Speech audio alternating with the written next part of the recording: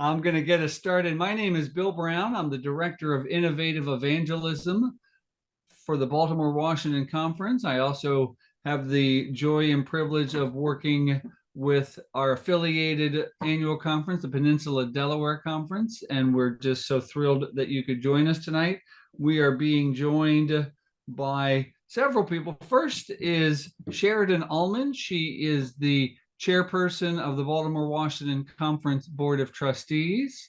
And we're also being joined by Charles Emery via phone, and we'll see him shortly. And he is the chairperson of the Peninsula Delaware Board of Trustees.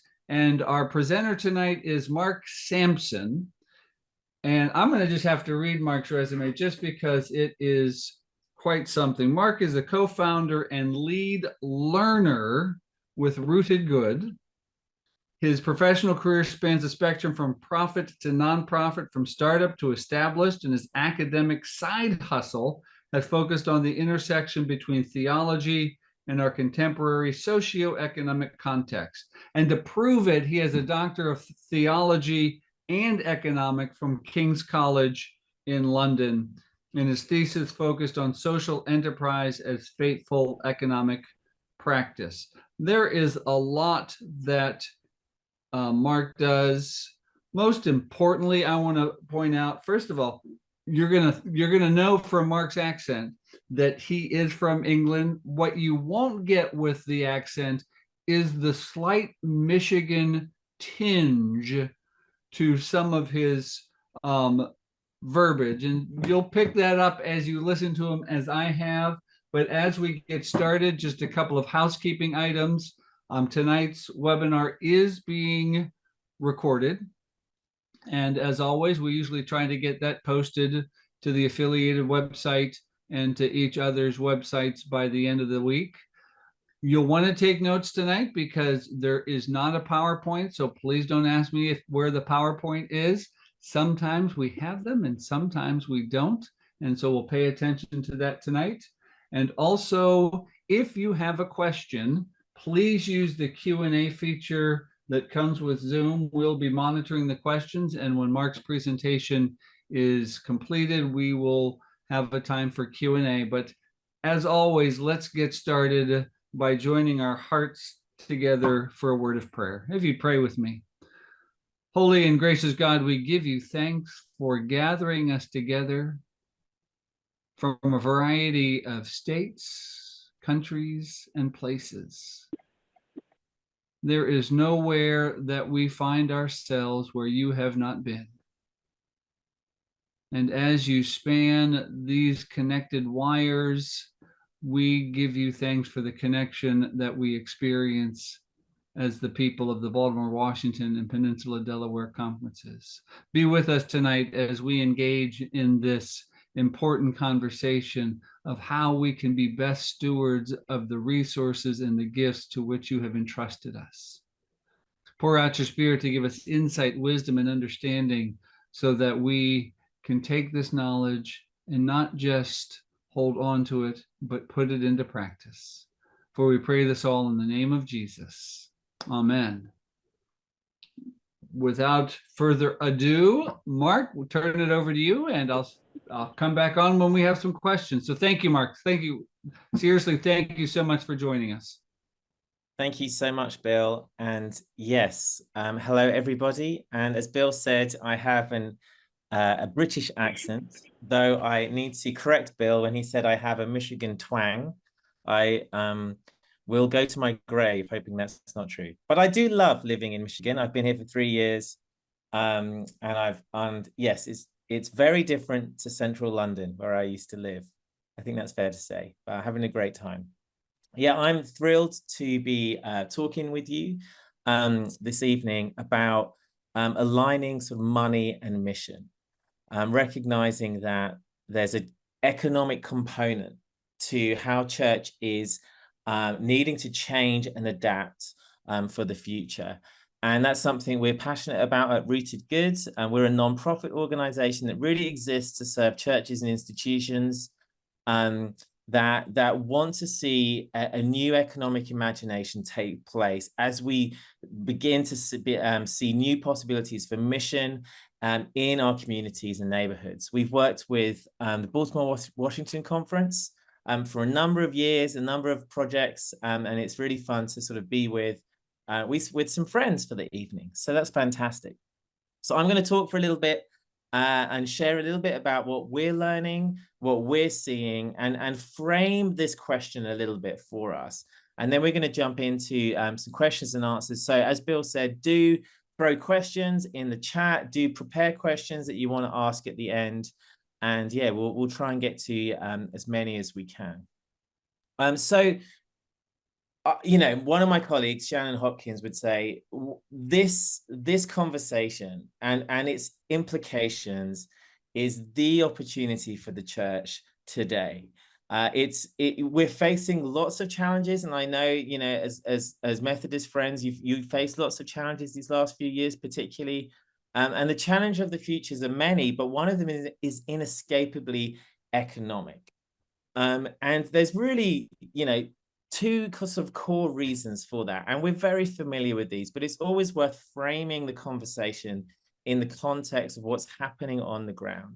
So we know that there's a decline in participation in congregations across the United States. Some of the data suggests that in 2020, the median congregation size was 65, which is a drop from the year 2000, when the median size was 137. So it's shrinking in the median size, shrinking more than half in 20 years. The latest data set, well, it's really a guess actually, from 2023, says that's dropped down to 60. And we know a congregation of 60, its plausibility and feasibility as an economic entity, as a resource holder and steward of resources, is very, very different to 137. So that's a component that's happening. But alongside that, the data suggests that we're in the midst of a big shift in how people give money. There's some different data on this, but there's some data set which suggests that that we're getting half the charitable donations to churches today than we did in 1990. So it's kind of decreased by half. It's still actually the largest proportion of giving in the US from donors, but it's shrinking and shrinking quite significantly. Another data set suggests that 74% of charitable giving to churches is from people born before 1964. So, and we're recognizing that younger generations are giving, they're still giving, the data suggests, but they're giving in slightly different ways. And that is having a significant effect on the income of congregations across the country. And this is across also pretty much every tradition as well.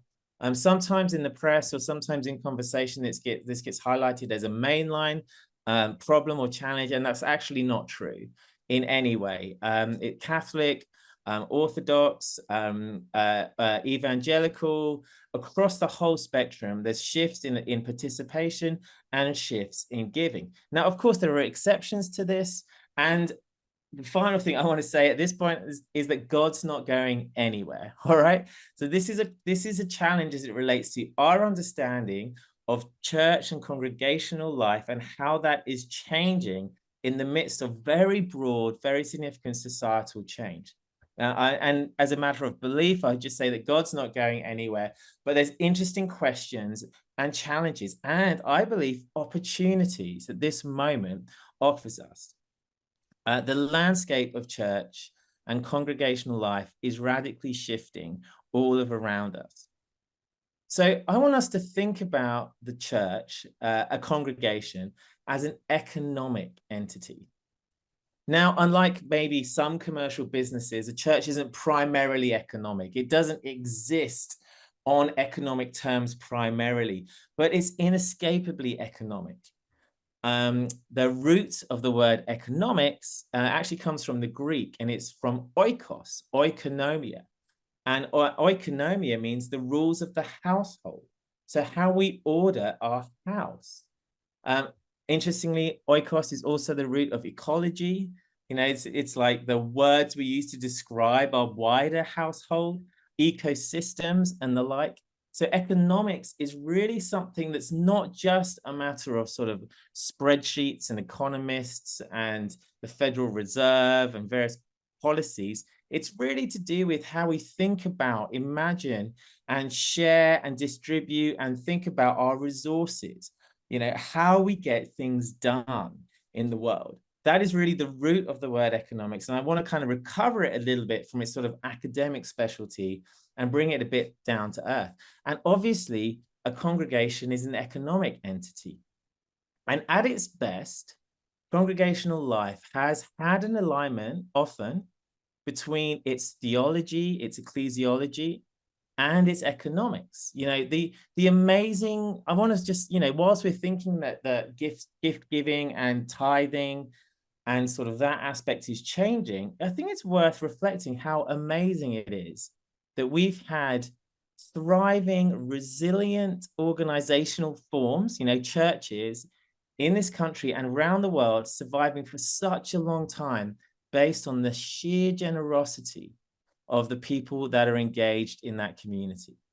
It's remarkable. It's just remarkable. Like this deep theology of gift giving, of recognizing, you know, we're talking about stewardship, right? That's often coming up. The deep meaning of steward, that we're not just pure owners of what we have, but we're stewards because we believe God is the ultimate owner, and therefore what we do with what we have really matters.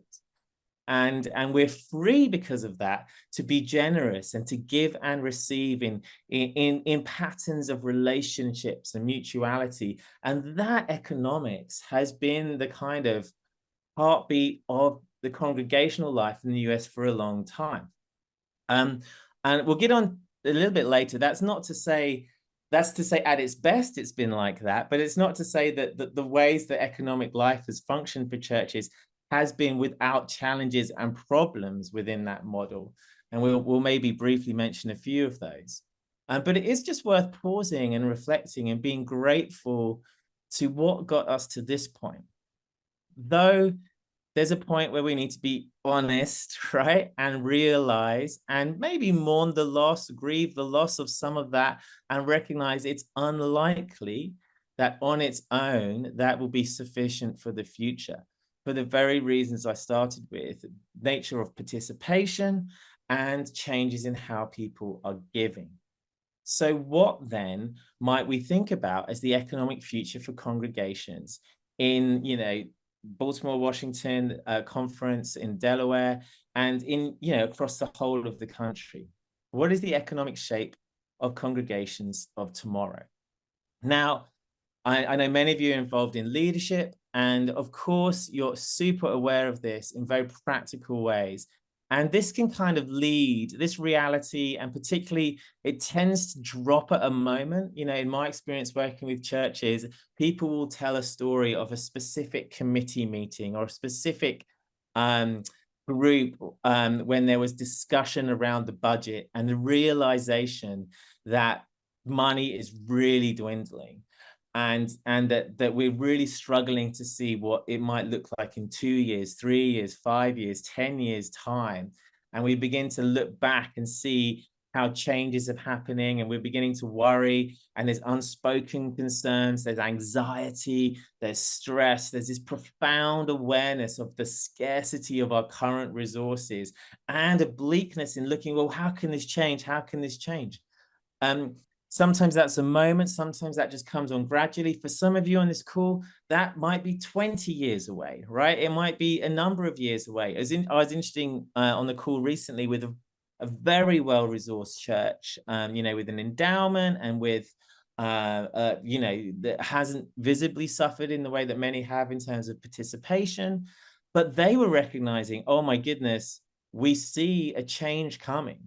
And for them, it was quite a bit further. The horizon was further for them than for others, but they saw the change coming because that change is really just part of this wider trends that we're engaged in.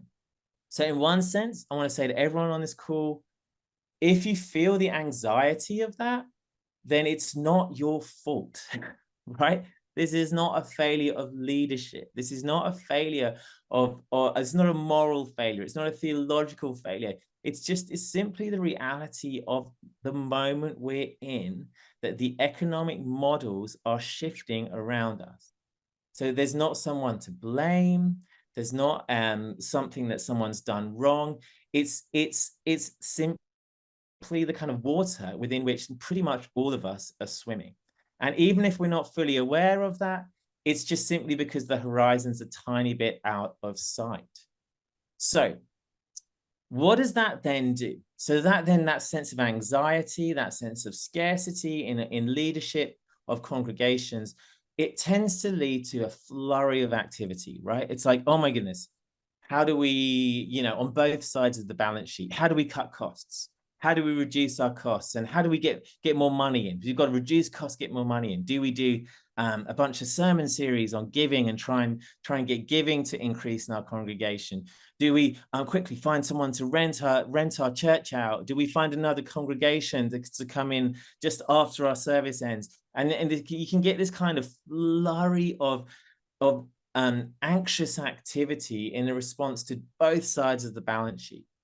And there's all sorts of ideas that can get thrown out about what to do, about how we might generate revenue on the one hand, how we might reduce costs on the other. Sometimes big ideas are thrown around, questions about bivocational ministry, about selling properties and, relocating to renting a space, merging congregations, shutting congregations, all of these things. And understandably, I've been involved in church life. I've run businesses and charities. I've been on boards, and I've been in situations with that anxiety and that scarcity. And it's incredibly hard to do anything but look at the kind of next 3 months, next 6 months, and try and act out of that anxiety. I want to just say at this point that I totally get that. I totally get that. And one of the fascinating things that we've learned working with churches is, and this is quite ironic because we'll talk about it a bit later, but one of the programs that we're working with churches at the moment is called an accelerator. And it's borrowed from the kind of business community. It's this idea of creating a context where people can get more quickly from where they are to an idea to being ready to launch that idea, like that acceleration process.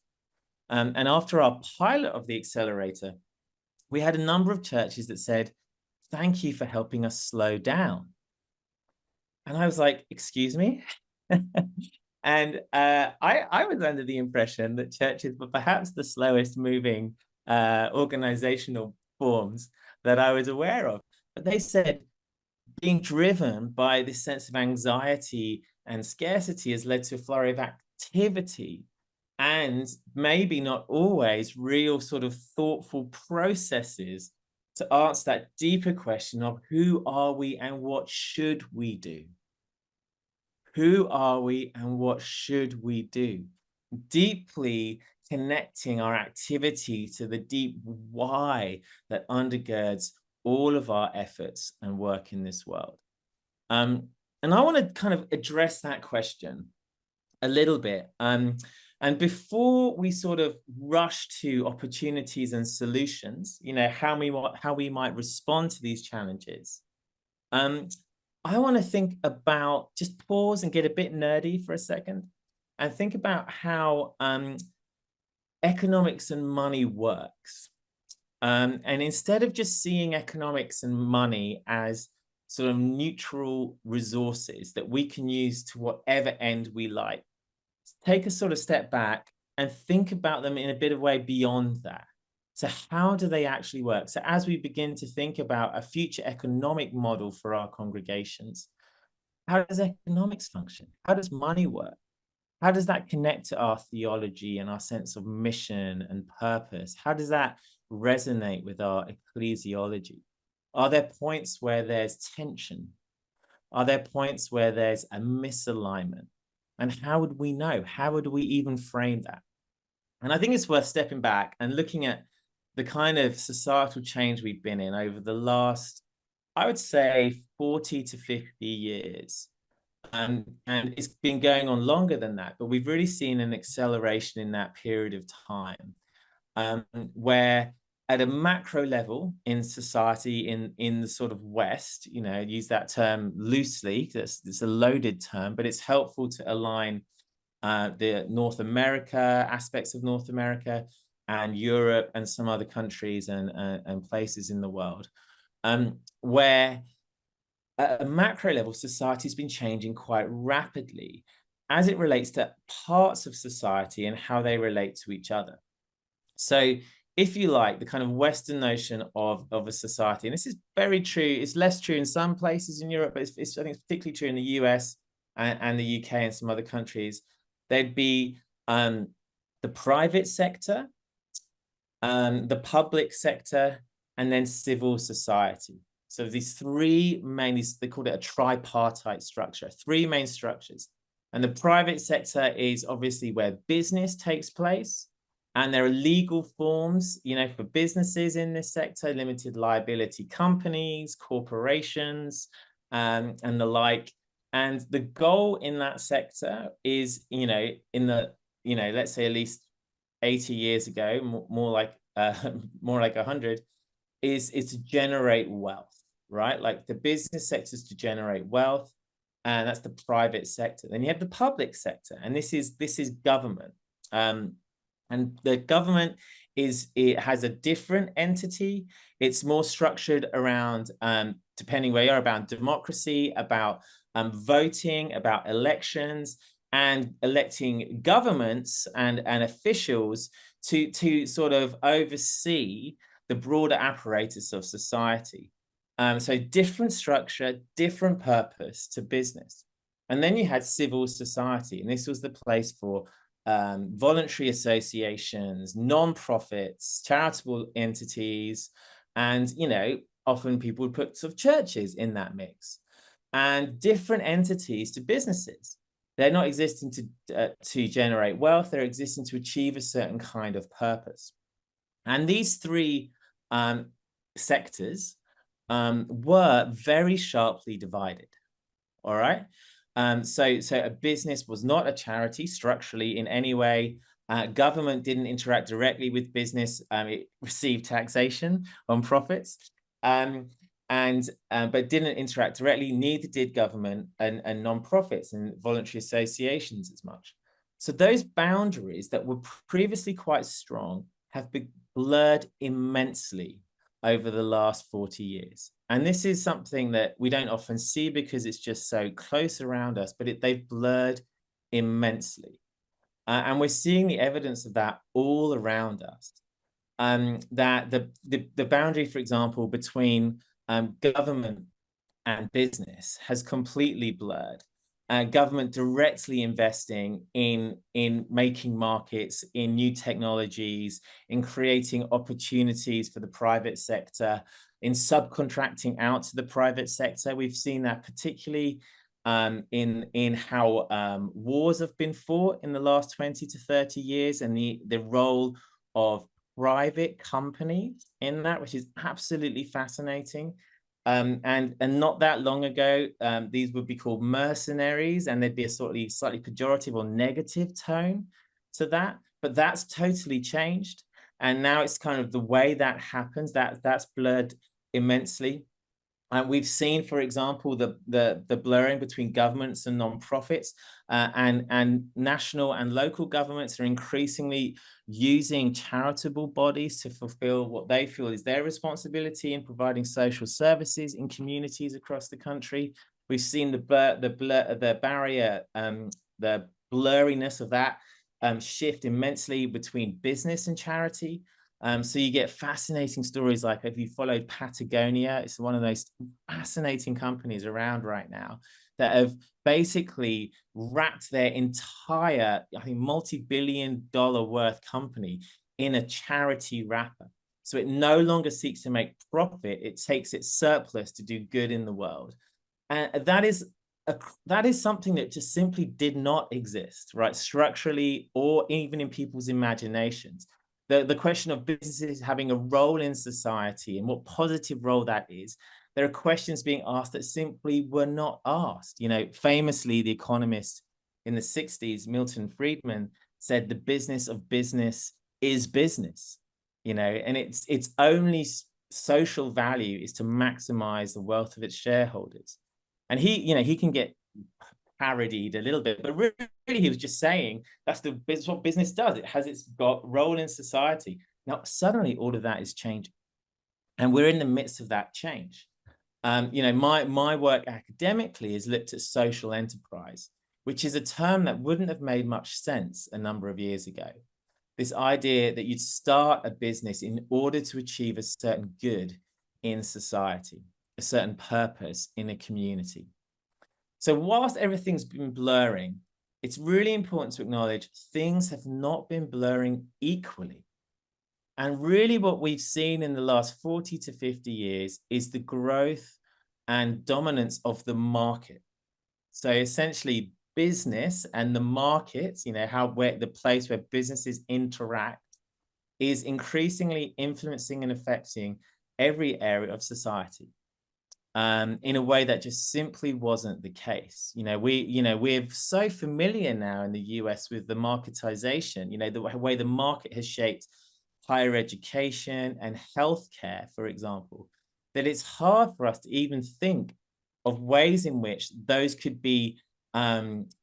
resources could be distributed outside of a market. We're just so used to it. We've seen markets influence profoundly, like we mentioned earlier, how wars are fought. We've seen it influence all parts of life. You know, our bodies, ourselves, you know, we even, you know, because of social media and stuff, we're used to seeing and, you know, teaching our kids that they're essentially brands, that they themselves are a commodity. We're, you know, the way that data is being used about us and being tracked about us and how that data is monetized. All of these things are ways that markets and businesses are basically increasingly engulfed and taken over lots of parts of society. And that is not without its critics. And that's why I want to sort of flag that a little bit for this conversation about church and new economics. It's not without its critics. There's a great book I'd strongly recommend by Michael Sandel. He's a philosopher at Harvard. He's a brilliant communicator, educator, writes incredibly well. He wrote a book called What Money Can't Buy, The Moral Limits of Markets. And he's asking this question. He said, we've gone from having a market economy to being a market society. That's what he said. And he says, what does that do? How does becoming a market society, how does it change how we think about resources and how we think about what is good? And he uses a number of examples to kind of unpack why that maybe isn't always a good thing. He talks about there's a jail in California where you can pay to have an upgraded cell. He talks about that, you know, in DC, how you know, to get in a congressional hearing, you'd have to stand in a long line. And there was a kind of, you know, democratic value to the line, because whoever you were, if you got there early enough, you'd get to the front. Now, lobbyists pay people to stand in line for them, and they get a call, and just before the hearing begins, they go and switch places. You know, the line, the access to that hearing has become a market, it's become monetized. And Michael Sandel's like, is this really a good thing? Isn't this changing, in that case, the political conversation by having money play such an important role? And we could talk for hours about that, right? And what about for the other example, for someone that's been arrested and is in jail awaiting trial? Is it really fair? Is it good that those with access to wealth can have a much better experience? Is that fair? What does that do to our sense of justice? So it's worth framing the moral dimension of this conversation, because what I'm about to talk about is advocate for why we need to think about our economics outside of simply a sort of donation and tithing model, but think about how we might generate income and generate revenue as congregations, as part of our economic future. So it's important to acknowledge that that's not just a neutral process, right? It's not necessarily going to only do good things. We have to be thoughtful and theological. We have to really be careful and think, okay, what will this do? How do we do this in a way that brings about good outcomes and that represents the good that we as the church want to be in the world? How do we not do, right, what happened with the justice system in that instance in the jail, or the democratic system in that instance, where a market can come in and shift something in a negative way? So another way to reflect that is a critic could say, they could jump on this call and say, oh my goodness, here's some folk talking about making the church a market, right? Like bringing that dynamic into sort of church life. What would we say about that? Well, and you can, if you're a super nerd, you can read my book on this called A Theology of Social Enterprise. But I believe that we can act differently with our economics. And we see this all around us if we have eyes to see it. You know, we talked about Patagonia earlier. The deliberate choice of the owner of Patagonia to turn that company into something purely owned for the good of others. We see that with amazing models around affordable housing. Like in DC, I can point to some incredible examples with our really good friend Joe Daniels and the work he's done, where he's entered the housing market with a different economic imagination about justice and access and equity.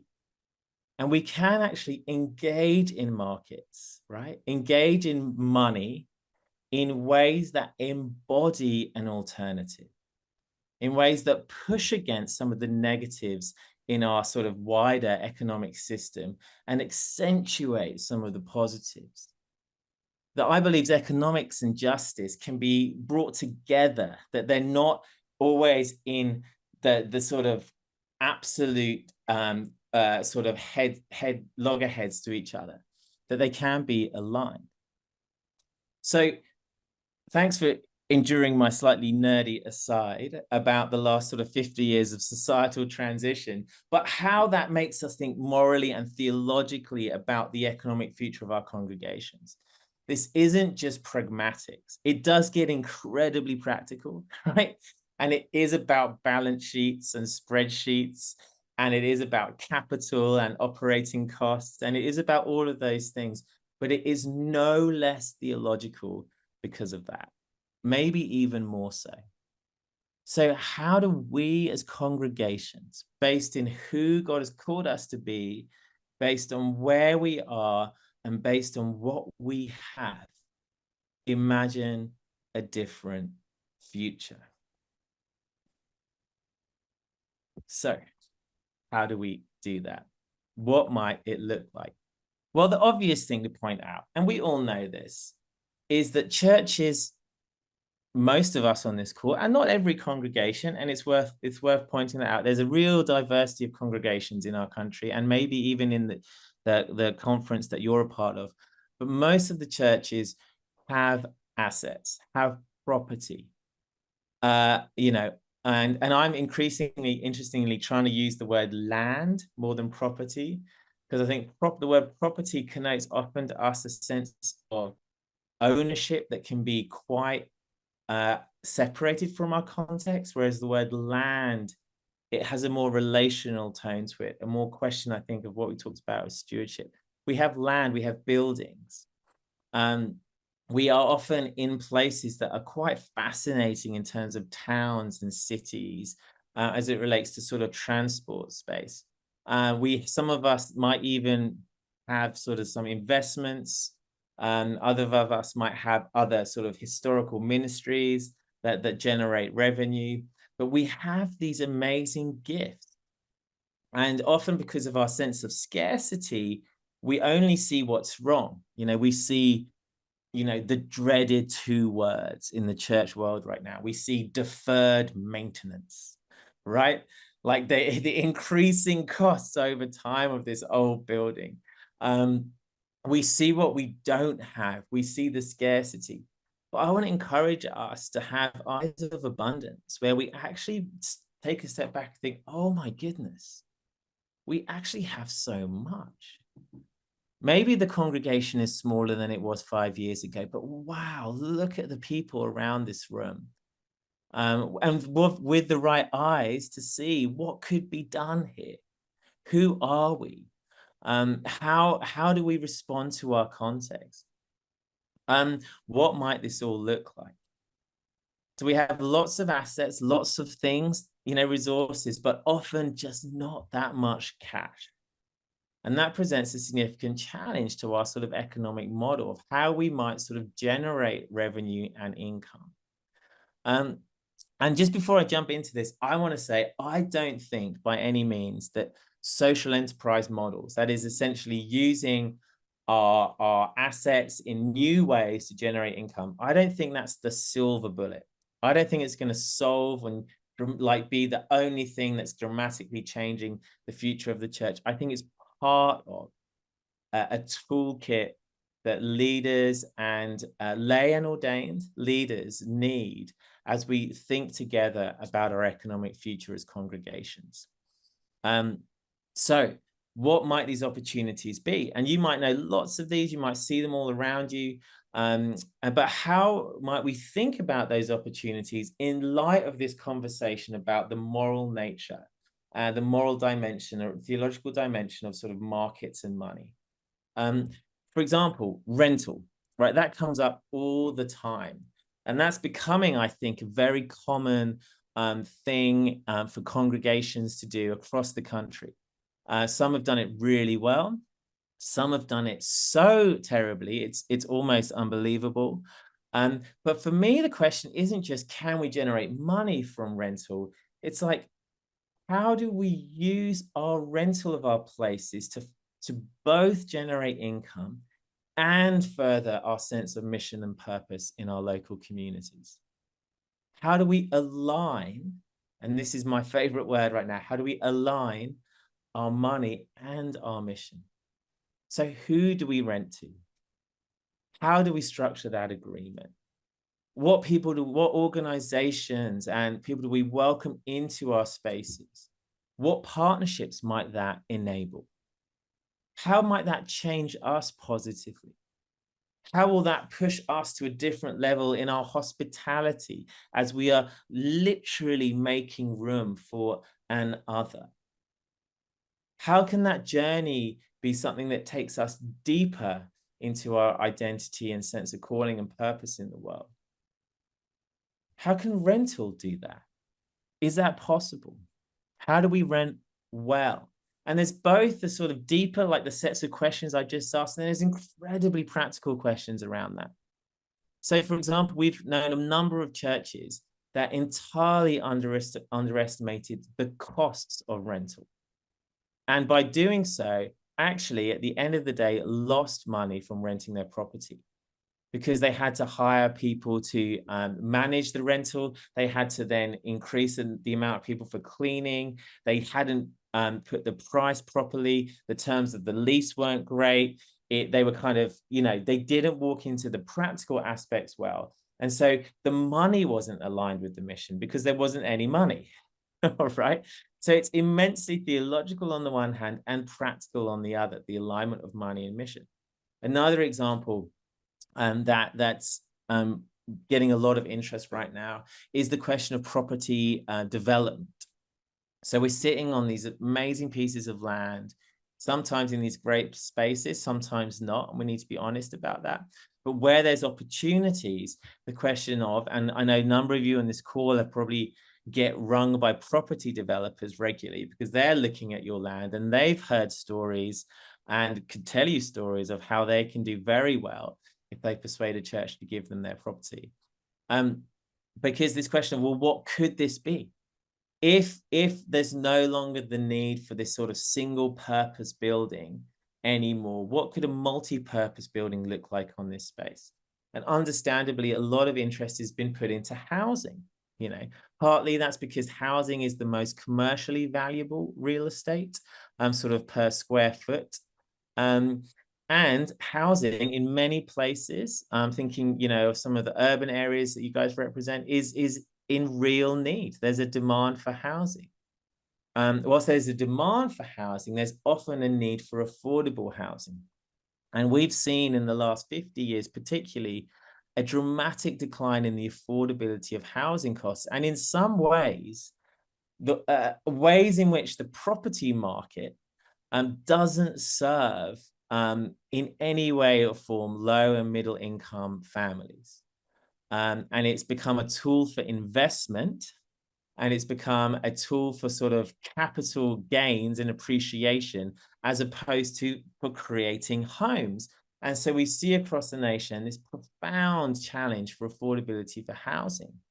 And I mentioned earlier, Joe Daniels, a Methodist pastor and sort of founder with others of the Emory Beacon Center at Emory there, and the amazing work they've done to provide affordable rental housing for families that could otherwise in no way stay living in that community, and how that's been connected to a revitalization of their congregation, and how that congregation receives its mission and purpose. And again, as we look back, it's not just maximizing the revenue, because there's other ways to do that for sure. It's thinking, okay, how do we get a new economic model, but that meets real profound needs in our communities, the alignment of the money and the mission. We've seen congregations think about their assets in smaller, because obviously that's a huge project, right? And have, you know, do not go into that sort of project thinking that will be done in a couple of years and be easy. But it's totally worthwhile if that's right for you. But we've seen other projects, you know, sometimes churches have really amazing kitchen spaces that are used weekly, or sometimes, you know, congregations we work with monthly. And we've seen really great social enterprises started where churches just opened up their commercial kitchen and partnered with culinary schools, where particularly folk that they're working with that come from sort of lower income backgrounds can get access to creating sort of businesses, kitchen food-based businesses, you know, in a sort of commercial kitchen, because now the opportunities around sort of takeout models and sort of pop-up models, where you don't have to jump straight at going into a restaurant. You can do lots smaller food-based businesses. We've seen that work incredibly well in churches in supportive environments. We've seen churches that we've worked with. One church opened up their property, a significant part of their property on the land, as a business center, because they recognized that small businesses were being pushed out of the community due to high rents, and they weren't being supported. And the Chamber of Commerce were getting concerned about the future. And they said, we've got this space. We have a real passion for the business community. And so they created a space for partnership and collaboration that is generating sort of economic value for the neighborhood, and created a new economic model for the church. So we're seeing lots of ideas emerge. But one of the things I want to sort of land on a little bit here is, it's not about just a good idea. It's really about how you get there. I really want you to think process, not outcome. So you might have an idea in the back of your mind about something that you think could really work, and you got a hunch, and it's just been sitting there. For me, wonderful. But don't think idea, think process. And that's one of the things that we've learned, is working with congregations, how you get there is everything. How you get there, the questions you ask, the conversations you have, the people you engage, that sense of pull that emerges as you explore together how you might serve your community in new ways. That is the stuff that gives the confidence and capacity to really push through, because it's not easy. It takes time. There will be pushbacks. There will be failures. And to get through to the other side of that requires a level of confidence and capacity that isn't just about a good idea, but it's really about how you get there. what process. And we've spent a lot of time shifting in the last number of years as an organization from providing ideas and kind of consulting to folk to just providing processes, ways to have good conversations, ask the right questions, go through the right kinds of activities to help get to a point where you can really be confident and feel capable in moving towards enacting something that will both serve your community and neighborhood and generate income in new ways. So just before we sort of start for questions and answers, do ping questions in the chat or get ready to ask any. And we've got fantastic folk on the call as well, so we can get into the absolute nitty gritty of what does this mean, you know, as a UMC context in our conference. I really am interested in renting this property out to this kind of business. How do I do that? We've got folk on the panel to ask that. We can also get the macro questions. We can ask questions, you know, around aspects of you know, the viability and sale of property. You know, we can think about all of these things. They're all on the table. And so do start thinking about some of those sort of questions that are lingering at the front or the back of your minds as we go through. I just want to talk a little bit about some of what we've learned specifically in doing this work with congregations. So we ran a pilot, which is now called the Good Futures Accelerator, which very excitingly is about to be relaunched in the next few weeks. So we're pretty much getting ready to relaunch this. And we worked with a number of churches across the country to help them go through a process to come up with a social enterprise idea. And we were and we did this all during COVID. So there was all the pivoting that COVID gave us all in all of our worlds. But we saw really fascinating things happen. I mentioned a few of them already. One of my favorite ones is a church in Alabama that is located in between a hospital system on one hand and a university behind them. And they began praying and thinking about, okay, we've got this bit of land, we've got these neighbors. What does it mean to do something meaningful? Because we, you know, actually had more land than they needed. And they began just having conversations, and through this process began listening and observing and participating in new ways in their community, and began to realize that there was a real need for supportive housing for students that became pregnant. And that lack of that was leading to all these negative outcomes for these young mothers at university. And they were tracking what those negative outcomes meant for you know, both graduation, but then just also their mental health, their physical health, the child, and all of that stuff. And they realized, oh my goodness, we care about this as a congregation. And goodness me, we have a university next to us and we have a hospital next to us. They talked to both institutions and they just leapt at this. They even had donors call up from the university saying, hey, we'd love to give to this. And they began to imagine a partnership. Then they found a fantastic nonprofit that was looking for opportunities to provide supportive wraparound services for young mothers. And so they became this kind of partnership, you know, connections there to create and design a new development where they build supportive accommodation, the first of its kind in that area, to respond to a real need. And we've got other folk looking at similar developments around community land trusts in Wisconsin. Community land trusts, I don't know if you've familiar with them, but look them up. I think they're an amazing, radical idea where you create permanently affordable housing by essentially having a trust own the land where the house is on. And then whilst people can own the house, the value of that house is set by the trust, not by the market. So, for example, you can say, okay, the house you can sell the house if you buy a house as part of this trust, but when you sell it, it can only be for you know, a certain multiple of the median wage in this community, like, and so you kind of make that housing permanently affordable, as opposed to what often happens with affordable housing is it becomes affordable for 15 years, then it gets just chucked onto the private market, and that affordability is lost. So there's got churches exploring partnerships with community land trusts for housing opportunities. And we had churches come through that are looking at kitchen-based social enterprises, that are looking at sort of very mission-aligned rental models. We've had churches that are doing some really creative stuff with growing and gardening and creating some sort of micro businesses around farming in certain sort of communities and all sorts of things. And with this journey, I just wanted to highlight a few of the things we've learned in this.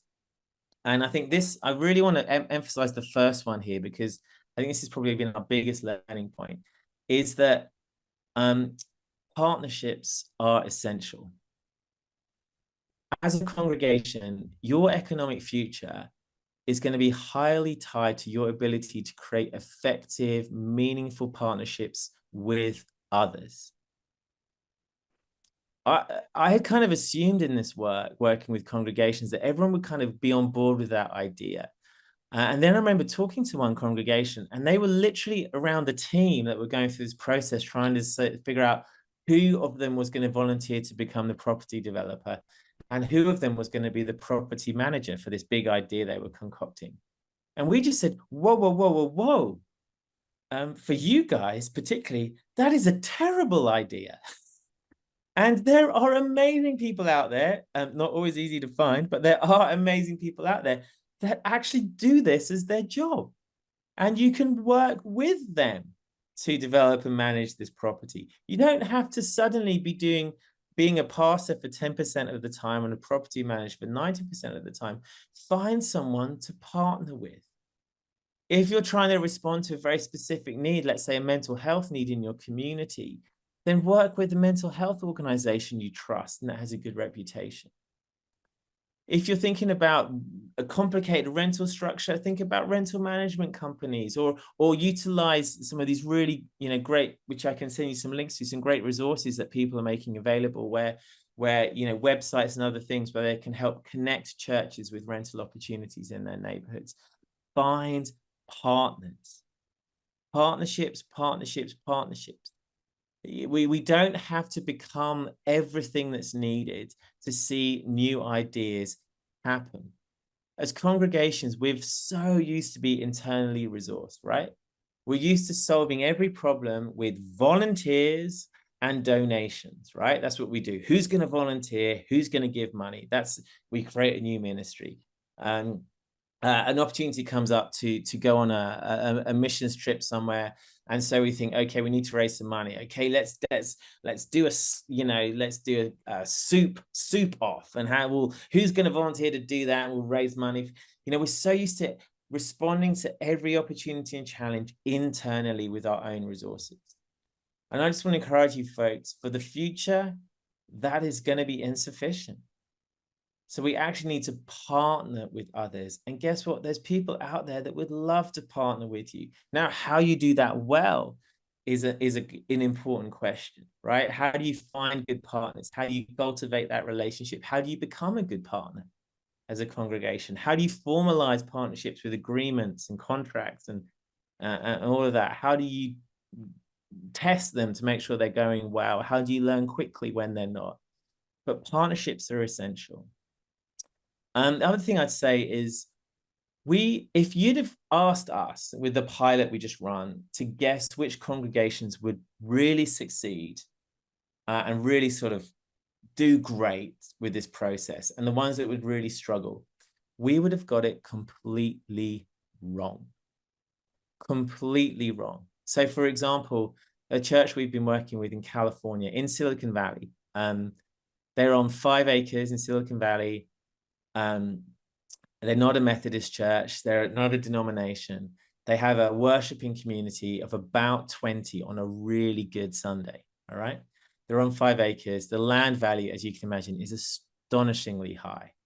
They don't have a pastor. They had an interim pastor who was good, but then left because of family reasons. So I'm sitting there, I'm getting these emails from them. I'm looking at them thinking, oh gosh, how are they even going to get together enough times to do this work? They don't even have a pastor.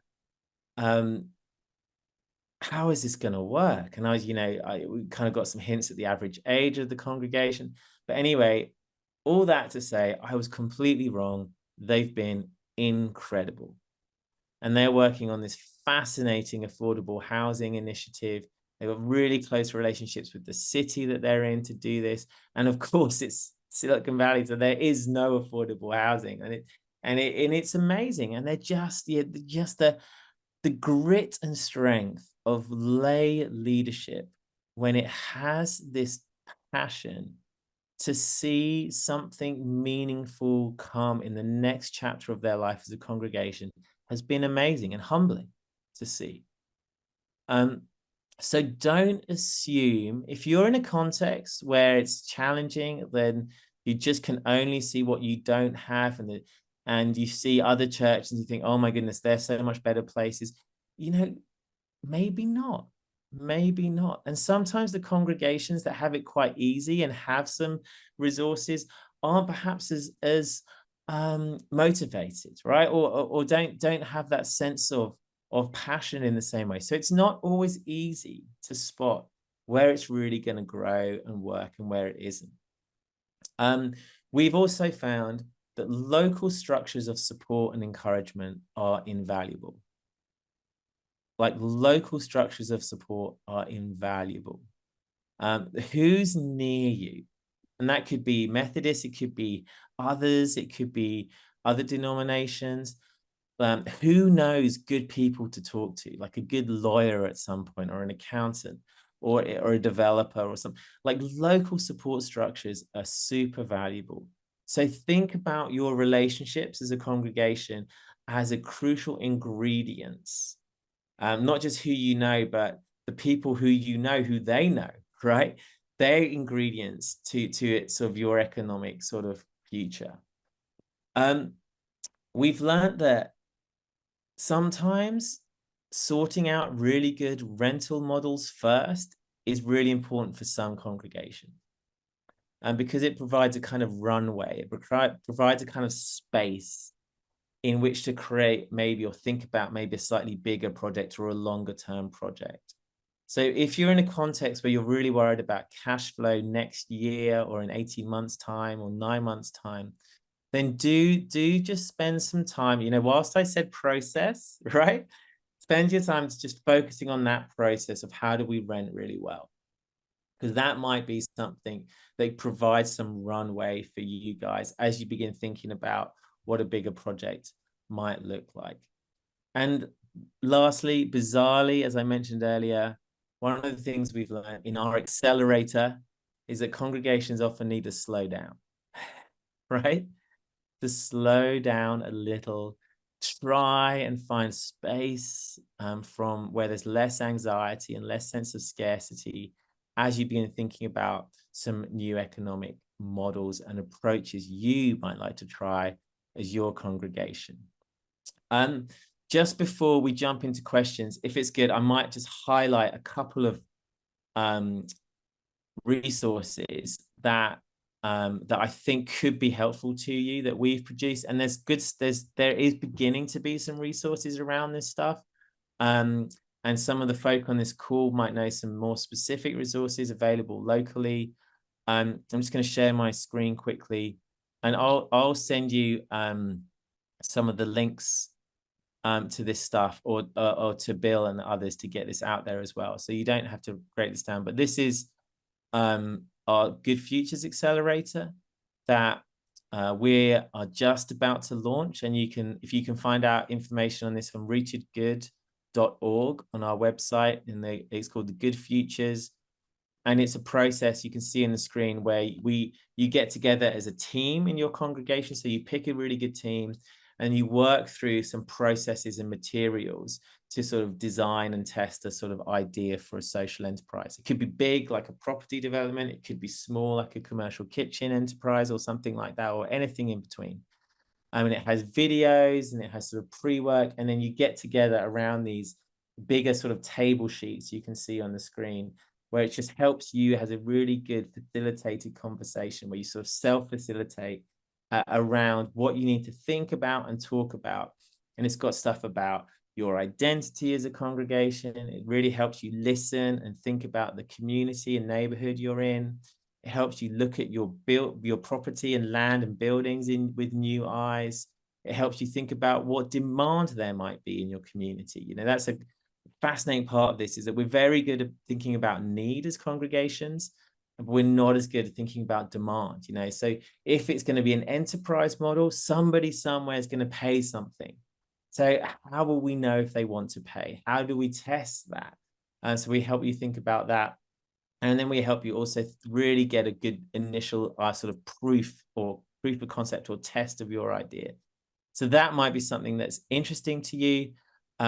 We also have some resources, which I can send links to, that we've created. You know, one's called How to Rent Well, one's called How to Sell Well, and one's How to Develop Well. And they basically take you through a process, again, like a really good conversation, a process for how to think about all the aspects of renting well, developing well, and then selling well. We're actually, the next one, because of what I've just mentioned earlier, we're doing one called How to Partner Well, because we've identified that's such a crucial need for congregations. Bill, can I, yeah, it's 8:02, so I think we're ready to jump into some sort of questions and comments. That would be great. Not only can you, you may. It's wonderful. And there's Charles joining us in the flesh. So some questions have come in on the Q&A. The first thing I have to say is, Mark, thank you. I was hoping you'd say all we have to really do is have a bake sale, and we can make $1 million if we just make one really good cupcake. So I'm glad you didn't say that. The number of bake sales I've had to work through, and I think approaching it more systematically and systemically is more sustainable. Let me see how many S's I can get into one sentence at a time. So a couple of questions that have come in. Some are interrelated, so I'll start with one of the bigger umbrella questions. How does a 501c3, how does a nonprofit that is a church, how does being a 501c3 affect generating revenue by renting through these partnerships? So how does that affect our nonprofit status? And I guess at the same time, someone's asking about they currently rent their parsonage, and so how does it affect the nonprofit status? And is the income from rental of parsonages or from other social enterprises that the church undertakes taxable income? Now, I'm also going to give you kind of an out for the three of you and a plug for next week. Next week, Paul Eichelberger, the treasurer of both the Peninsula Delaware and the Baltimore-Washington conferences, will be leading us through a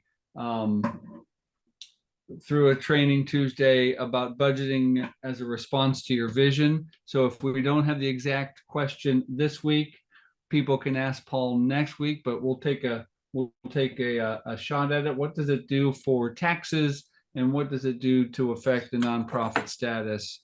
And go. So yeah, if I can maybe say something, and then Sheridan and Charles, if you guys want to jump in. But this question comes up all the time, as you can imagine. And it's always worth saying, when you talk about taxes and status, you know, like 501c3 status and the rest, is that you definitely want to, when you come up with your big idea, get the right legal help, right? And talk to your CPA and think through all those processes. But I will say, not taxation and 501c3 status, they're not as big a problems as you think they are. Okay, they're really not. So nonprofits can generate mission-related income in lots and lots of ways. And it's actually very difficult to get in trouble with the IRS as it relates to generating income. And they even have ways that they can identify income that isn't related to your mission and that you can then pay tax on. But it's really not about your status. And we do have a guide, and I will also get this to Bill to send a link around, which is called What About Taxes? to help you ask the right questions, because obviously you have federal taxes and state taxes and then property taxes. And the US has wonderfully given us the most complicated tax system known to man. But it is plausible to find your way through that. And I would just totally encourage you, never let taxes or concerns or fears about taxes stop you from doing something. All right. That is the worst reason to not do something. But you might need to think about it and plan for it and talk to the right people about it. So that's all I'll say, very high level. But yeah, I'll let our other panelists jump in on that. It's a very common question for sure. Charles or Sheridan, anything you would add to that? The only other piece that I would just, the next level, if you will, is that if you are at a point where you're considering selling a piece of property, clearly the district superintendent needs to be your first person that you speak with, but you will also need to go through the process with your district committee on location and building. And each district probably has something that's kind of similar in terms of process that would follow. I believe it's paragraph, I'm going to get in trouble. I think it's 25, 41 for sale of property. It is in the big book of discipline, 2016. The one thing, Mark, that I appreciate, yes, I think our federal and state and local governments are very good at offering us opportunities to pay taxes. The United Methodist Church is very good at methods and systems and checklists. And so that question did come in, what should we be aware of before listing property? And you should be aware that there is a process in the book of discipline, and to look that up first. And it's rather self-explanatory of who you need to talk with and what votes you need to take. And I say that because I had the joy before Sheridan of serving as the conference trustees chairperson for the Baltimore-Washington conference for a few years. And that's also a number one question we would get. Anything different that you would add to that, Charles? I'm going to say your lips are moving, but your microphone is muted.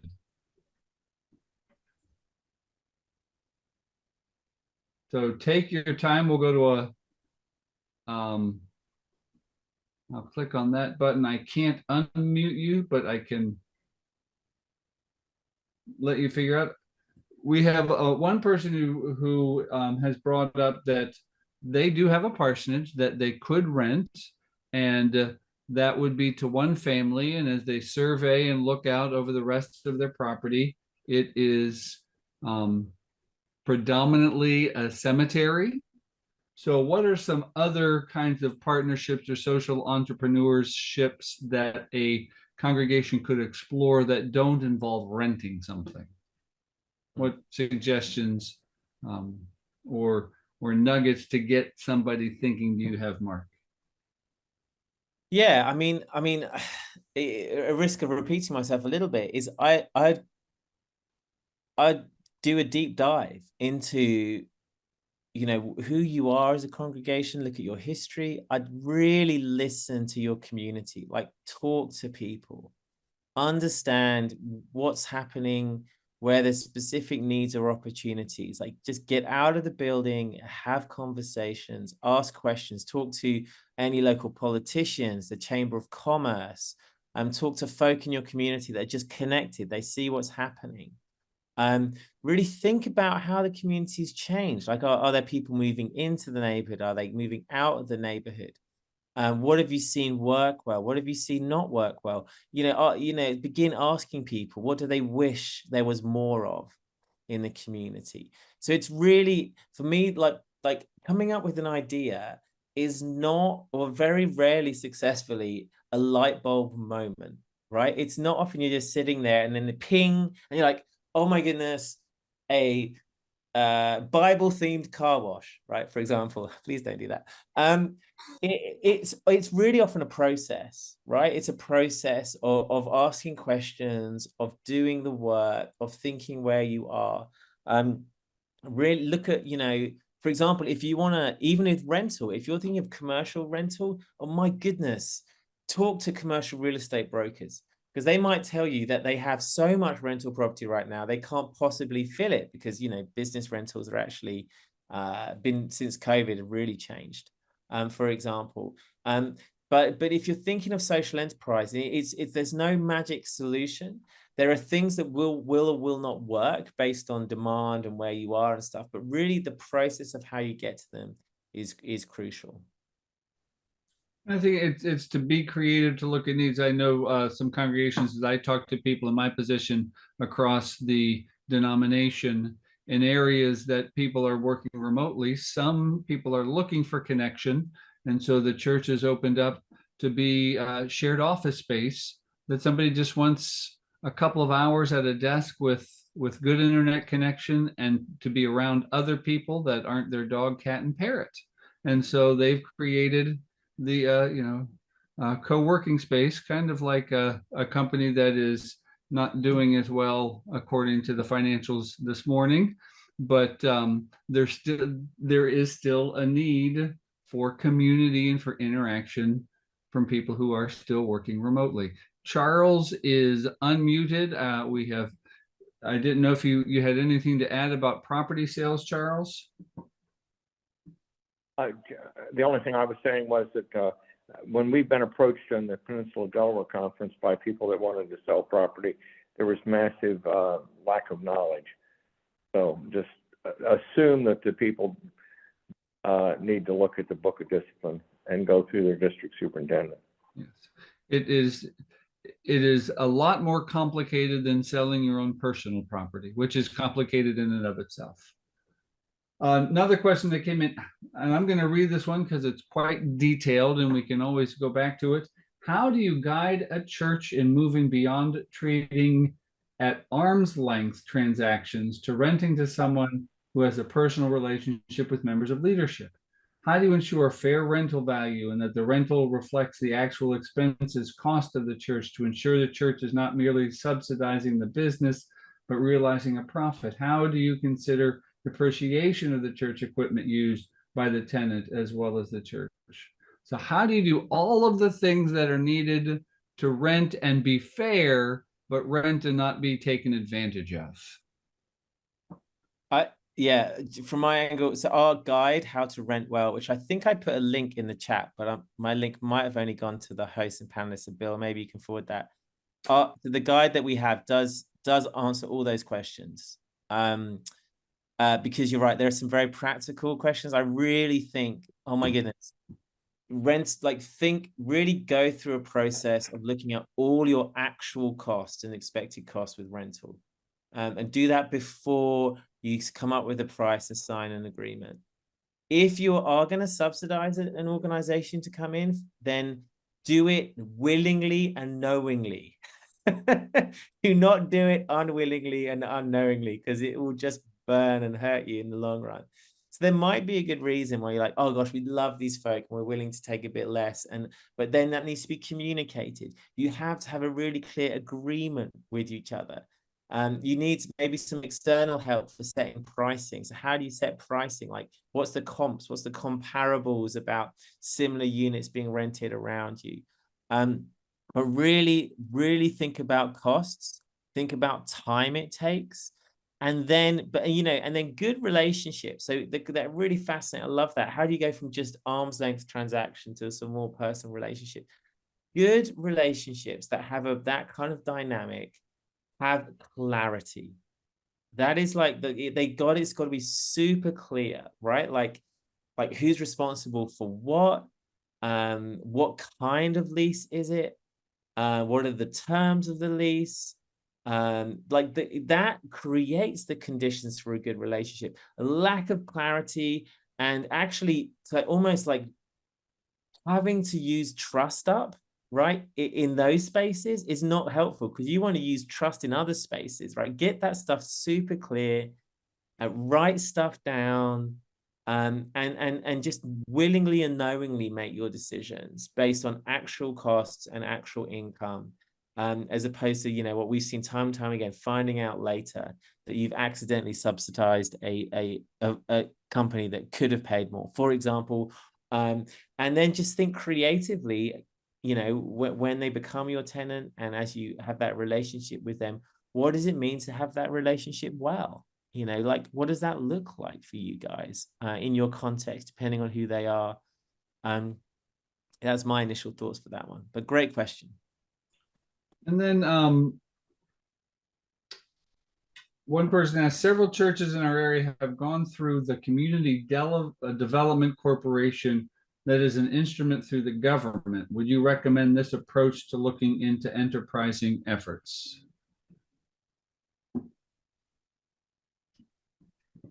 So yeah, so a CDC is a sort of specific structure that you can adopt. So you will want to, for sure, think carefully if you're going to start a new project. Think about what kind of structure are you going to use. You could do something that operates within your 501c3. Let's say if you know rental is a little bit more clearer, but you will want to get to talk to the right professionals. But if you're getting more creative and you're trying some new things, then you will want to make sure that what you create has the right wrapper around it, right?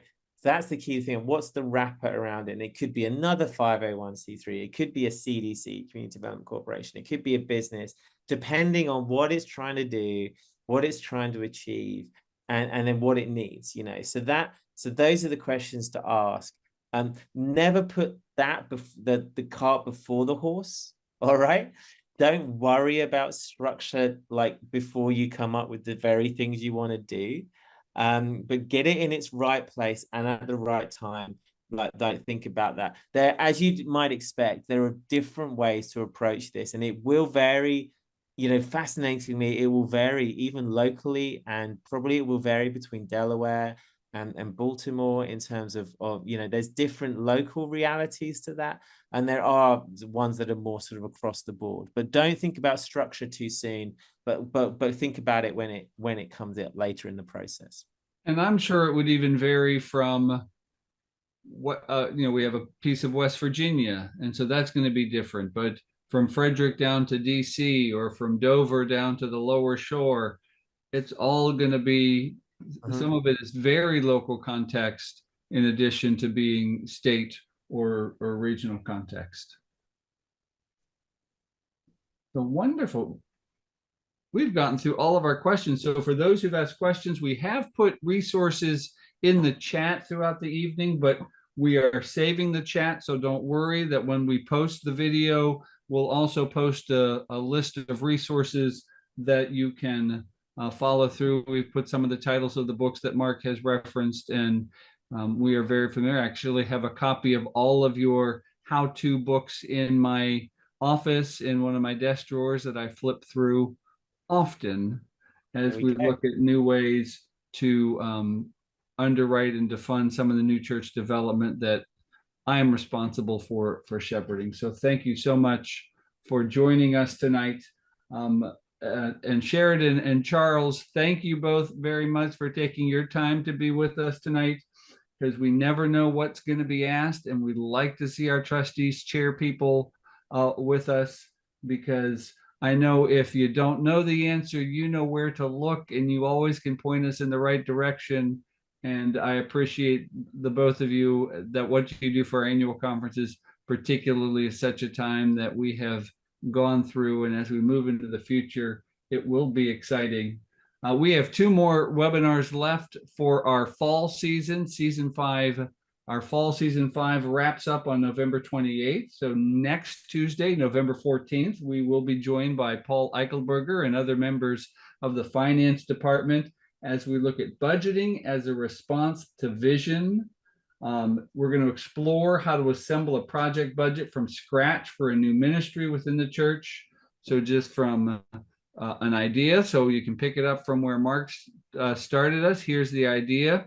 Paul's going to carry it through to help us come up with a project budget.